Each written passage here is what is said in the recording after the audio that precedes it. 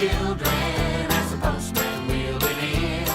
A yearly Christmas nightmare has just come back again.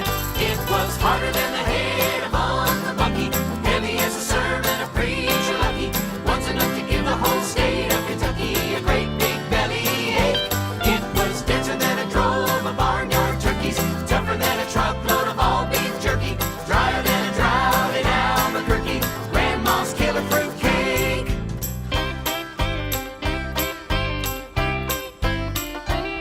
Now I had to swallow some marginal fare.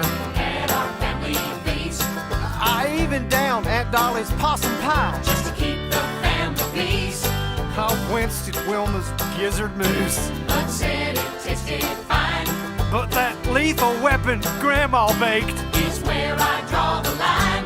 It was harder than the head of Uncle Bucky, heavy as a sermon of preacher Lucky, once enough to give the whole state of Kentucky a great big bellyache.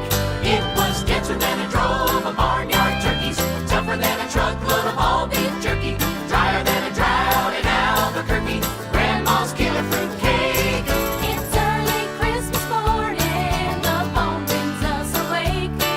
It's Grandma, Pa. She wants to know how we like the cake.